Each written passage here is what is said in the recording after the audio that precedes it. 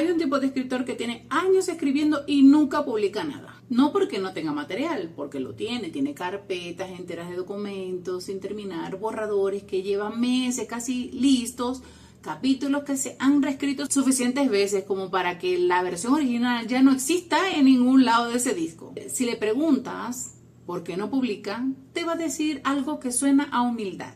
Todavía no estoy listo. No creo que sea lo suficientemente bueno, puede ser otra respuesta. O siento que todo lo que escribo es una basura comparado con lo que admiro. Y la gente alrededor va a sentir, porque suena a autoconciencia. Suena a un escritor serio que tiene estándares altos.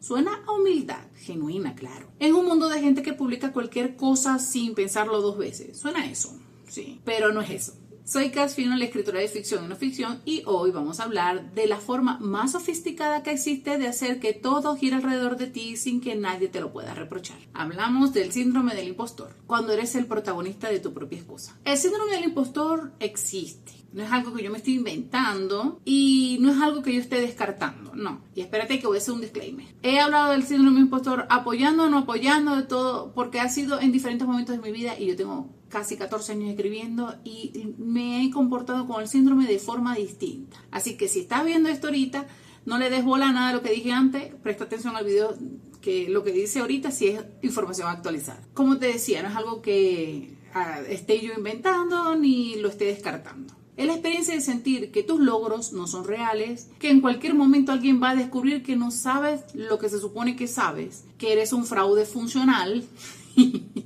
que has engañado a todos y a todo el mundo hasta ahora y que el momento del descubrimiento es solo cuestión de tiempo. Tú piensas todo eso, te estás bombardeando cada rato sobre eso. Lo experimentan personas competentes en casi todos los campos, escritoras, médicos, ingenieros, académicos, personas que objetivamente saben hacer su trabajo y aún así viven con la sensación de que no merecen estar donde estás. Y esa es una sensación real. Tiene nombre clínico, tiene literatura sobre el tema y no es una invención para hacerte sentir mal.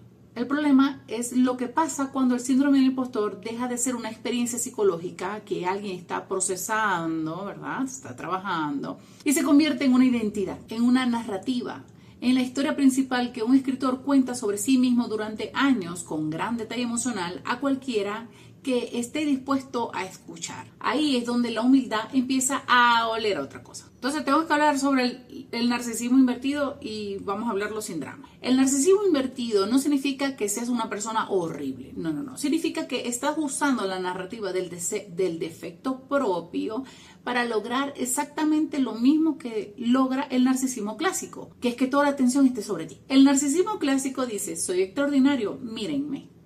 Y el narcisismo invertido dice, soy un desastre, mírenme. El resultado operativo es el mismo, eres el centro. La conversación gira alrededor de tu estado interior. Las personas de tu alrededor están emocionalmente involucradas en cómo te sientes sobre ti mismo. Y lo mejor de todo es que nadie puede acusarte de egocéntrico porque técnicamente estás hablando mal de ti. Es la coartada perfecta. Y en el contexto de la escritura funciona especialmente bien porque la cultura literaria tiene una larga tradición de romantizar al artista que sufre, que duda, que nunca está satisfecho con su trabajo y que sobre todo es pobre. Eso no es...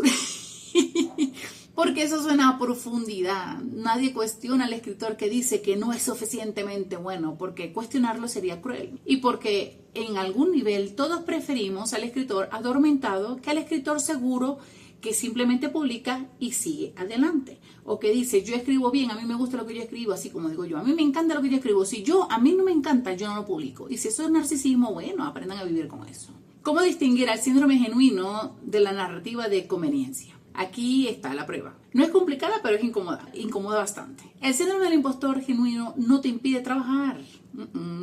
Te hace sufrir mientras que trabajas. Te hace dudar mientras creas. Te hace sentir que no mereces el espacio que ocupas. Pero no detiene la producción. La persona con síndrome del impostor genuino publica con miedo. Entrega con miedo, comparte con miedo, pero publica, entrega, comparte. La narrativa de conveniencia detiene la producción, o más específicamente, permite la producción infinita sin el paso que genera riesgo real, que es publicar y ser juzgado por alguien que no tiene ninguna obligación de ser amable. Si llevas 2 años diciendo que no estás listo y en esos 2 años no has mandado nada a ningún lado, no has publicado nada, no has mostrado tu trabajo, o nadie fuera de tu círculo cercano que ya sabes que tiene que ser amables contigo, la pregunta no es si eres suficientemente bueno, la pregunta es ¿a qué le tienes exactamente miedo? Y la respuesta, a decir verdad, es que cuesta decirle en voz alta. Es que le tienes miedo a publicar y que la verdad es que a nadie le importa eso. Y tampoco te tiene que dar miedo de que a la gente le importe. O bueno, también le tienes miedo a publicar y que alguien diga en voz alta lo que tú llevas años diciéndote en privado. Eso es miedo al juicio real. Es completamente humano y es bastante comprensible. Pero no es un síndrome del impostor, querido. Es evitación. Y la diferencia importa porque las soluciones son completamente distintas. Vamos a hacer el ejercicio de ver qué produce concretamente la narrativa del no estoy listo. Primero, te mantiene en estado de potencial permanente. Mientras no publicas, el libro que tienes en la cabeza puede ser cualquier cosa. Puede ser el libro que siempre quisiste escribir. Puede ser extraordinario. No hay manera de saber qué no lo es, porque nunca va a existir una forma que alguien más pueda, porque no hay forma posible de que alguien más lo lea. El potencial no publicado es infinito. El libro publicado tiene límites concretos y esos límites son visibles porque todo el mundo lo ve, porque todo el mundo lo lee y puede decir si está bien o está mal. Pueden dar sus reseñas, sus comentarios, etc. Segundo, genera una identidad con muy bajo costo de mantenimiento. Ser escritor que está trabajando en algo importante pero todavía no está listo es una posición social que da todos los beneficios de la identidad de escritor sin ningún tipo de riesgo. Eres escritor pero no publicas nada, pero eres escritor porque escribes. Ajá. La gente te pregunta en qué estás trabajando, le cuentas y le parece interesante, te preguntan que para cuándo y dices que todavía no y ahí queda. Sin críticas, sin rechazo, sin la posibilidad de que alguien lea lo que escribiste y decida que no era tan interesante como sonaba en la conversación.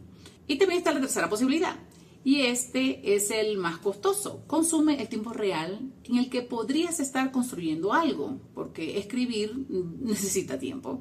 Cada año de no estoy listo es un año de retroalimentación real que no recibiste, de lectores que no encontraste, de oficio que no desarrollaste porque el oficio se desarrolla publicando y recibiendo respuesta, no reescribiendo el mismo capítulo en privado hasta que sea perfecto según los únicos criterios disponibles que no son nada más y nada menos que los tuyos, porque nadie te lee. Entonces, la humildad real versus la humildad performativa. La humildad real es un escritor que tiene una característica muy específica, es silenciosa. El escritor genuinamente humilde no habla mucho de sus dudas. Trabaja, publica cuando tiene algo listo, recibe el feedback sin convertirlo en un evento emocional de proporciones épicas, de pobrecito yo, y sabe que hay cosas que no sabe y las trabaja en silencio sin hacer de ese proyecto o de ese proceso el tema principal de todas sus conversaciones sobre escritura. O sea, el escritor de verdad que ese escritor está escribiendo. Ahora, la humildad performativa es ruidosa. Necesita audiencia, necesita que alguien escuche cuántas dudas tiene sobre cómo sufre escribiendo su personaje o editando, o de cuán consistente eres de tus limitaciones. Necesita la respuesta de la otra persona diciendo que no, que en realidad eres muy bueno, que tu trabajo vale, que deberías publicarlo. Y ahí está el mecanismo completo. La narrativa del impostor genera de manera consistente y predecible validación externa. Alguien siempre va a decirte que eres mejor de lo que crees. Alguien siempre te va a animar. Alguien siempre va a invertir tiempo emocional en convencerte a ti mismo de tu propio valor. Eso es una necesidad emocional legítima y todos la poseemos. Ahora, ser esclavo de eso es otra cosa. No te estoy juzgando por tenerla, pero hay que ser honesto sobre lo que está pasando, porque si lo que necesitas es validación, la solución no es publicar, la solución es trabajar en por qué la validación externa es más urgente que el trabajo en sí mismo. Y publicar no va a resolver eso. Publicar sin resolver eso va a producir un nuevo ciclo del mismo problema con muchas más variables. ¿Qué hacer con esta información si te reconociste en todo esto que acabo de decir o en algunas partes? Lo primero es reconocerse en algo de esto. No es una condena, esto es simplemente información. Si llevas tiempo usando la narrativa del impostor como escudo contra el riesgo de publicar, lo primero que puedes hacer es nombrarlo en privado, reconocerlo, no para autoflagelarte, sino para dejar de confundirte a ti mismo o a ti misma sobre lo que realmente está ocurriendo. No es que no seas suficientemente bueno, es que publicar da miedo, a mí me da caga todavía y he publicado como más de 20 libros. Esto es diferente. Y ese miedo tiene soluciones concretas, no tiene soluciones que impliquen seguir reescribiendo el capítulo 1. No puedes seguir quedándote ahí encerrado porque no vas a salir nunca de ahí. Lo segundo que puedes hacer, el juicio real, es menos catastrófico de lo que imaginas. A este punto me vale verga lo que digan, pero bueno, hay que tocar el tema. No porque no vaya a pasar nada cuando publiques, sino porque lo que pasa cuando publicas es manejable. Algunos libros no funcionan, unos gustan más que otros. Algunos reciben críticas, algunos no reciben nada. Algunos la gente te lee y te ignora por completo porque el escritor no está obligado a darte reseñas. Y a veces sí existe la crítica, pero escritores que pasan por todo esto y que pasamos por todo esto seguimos escribiendo y seguimos publicando, no pasa nada. Todo, absolutamente todo pasa, tanto lo bueno como lo malo. El juicio real no te destruye. La anticipación infinita del juicio real sí puede hacerlo, porque no tiene fin. En este caso, tu peor enemigo es tu mente. Y lo tercero que puede hacer, el único antídoto para el síndrome del impostor genuino o narrativo, es hacer las cosas que te dan miedo.